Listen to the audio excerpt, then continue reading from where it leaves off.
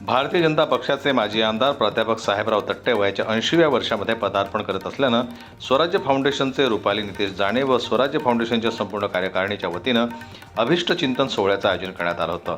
या सोहळ्याच्या निमित्तानं मोर्शी नगरपालिका निवडणुकीत निवडून आलेल्या नवनिर्वाचित नगराध्यक्ष आणि नगरसेवक यांचा देखील सत्कार या निमित्तानं करण्यात आला। संत नानागुरु देवस्थान शिरखेडच्या सभागृहात या कार्यक्रमाचं आयोजन करण्यात आलं।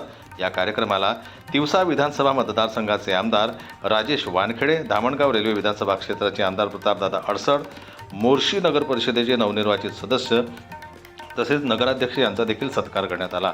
यावेळी उपस्थितांनी माजी आमदार प्राध्यापक साहेबराव तट्टे यांना वाढदिवसाच्या शुभेच्छा दिल्या। आपल्या सत्काराला उत्तर देताना माजी आमदार प्राध्यापक साहेबराव तट्टे यांनी शैक्षणिक जीवनापासून भारतीय जनता पक्षाचे आमदार निवडून येईपर्यंत घडलेला प्रवास आपल्या मनोगतातून व्यक्त केला।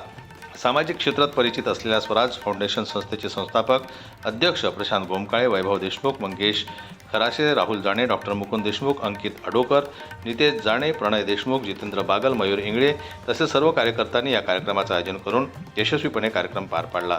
सर्व उपस्थित मान्यवरांनी माजी आमदार प्राध्यापक साहेबराव तट्टे यांना वाढदिवसाच्या शुभेच्छा देऊन कार्यक्रम संपन्न करण्यात आला। जनमत न्यूज करता सोमेश्वर शहाणे यांची रिपोर्ट, मोर्शी। मराठी बातम्यांसाठी जनमत लाईव्हला लाईक करा, सबस्क्राईब करा आणि बेल आयकॉनला दाबायला विसरू नका।